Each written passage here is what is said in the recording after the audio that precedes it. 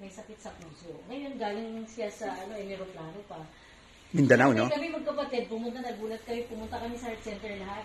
At yung kapatid ko may sasakyan, kami nandun. Tinawagan ni Manny yung si Sir. Bago lang kami doon sa Puerbac. Sabi ko, wala, ano ba yun? Isasangla namin, magbibenta ng lupa para nanay, mahal nila nanay nila. Aba, nung sabi ng doktor, sabi kasi ng vice mayor namin, kasabay ng nanay ko, doon ka na sa doktor namin para, kasi nagpa-check up siya, nagpa-opera siya sa bypass operation. Yung doktor ng vice mayor namin, yun din yung doktor ng nanay ko. So magaling talaga na doktor, kasi doon siya na-bypass.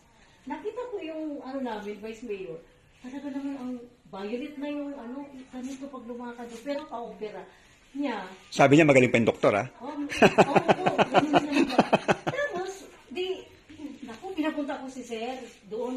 Doon kami sa Jollibee kasi bawal po doon. Heart center na po yan, katabi ng Jollibee. Kaya kami dumating. Hapon na po kami na-check up. Ang haba ng pila sa heart center. Pumunta kami sa Jollibee. Pinahira ko. Buti si Sir mabait. May product siya. May dala ako pang sample. Pinahira ko sa spa dito. Tapos at hindi lang yun. Pati yung mga kapatid ko rin. Nagpahid din. Na hindi ko alam, sinikreto niya. Meron pala silang almoranas. Pati almoranas gumaling. May almoranas. Kasi tingin-tingin, may almoranas. Tapos kapatid ko na wala. Nata sa CR. Punta sa CR. Nagkuha sila. Punta sa CR. Wala akong pakialam kasi yung nanay ko talagang inintindi ko. Kasi nga, linihim ng kapatid ko, siguro nahiya sa almoranas. Sabi yung dalawa. Wala lang. Tapos yung nanay ko talaga pagdating naman sa hospital, bumalik na kami. Naku, pinaka-last kami. Second to the last na check-up. Sabi ng doktor, kayo pala nanay. Tingnan, yung maano ang ng heart mo. Tapos sabi, bakit gano'n? Parang talagang, tingnan natin yung blood pressure. Ako parang dalaga, hindi nagulat kami. Pero, Agnes, pasensya na, hindi ko na-record kanina. Bali yung mother mo for operation na sa pamamaga ng puso, di ba? 800,000 pinaghahanda. Okay. Di sabi ko, grabe naman yun. Hindi namin sinabi sa doktor na kahiya. May pinahid, do. Sabi niya, wala lang. Tapos sabi ng doktor, test, laboratory. Ang tibok ng puso mo, kailangan mo talaga mag-undergo ng laboratory. Nag-undergo na nagbayad din kami. 20,000. Nung na-check na kinabukasan, kinuha ng ito, wala talaga. Wow. Umuwi yung nanay ko nagbalik na naman sa Mindanao. Kasi wala naman wala talagang hanggang ngayon, Hanggang ngayon, everyday po hanggang ngayon. Wala po.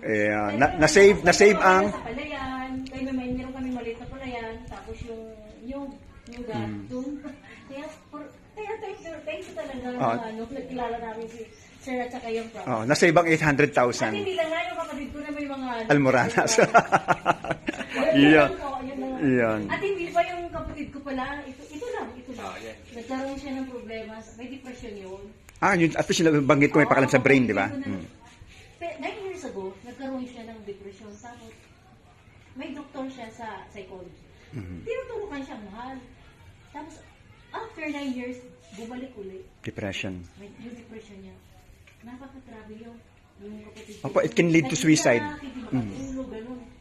Hindi ang problema kami. Mahirap lang naman kami. Nagtawag na naman. May Permax. By this time, may Permax na. Nung dati, na walang Permax, napakahirap.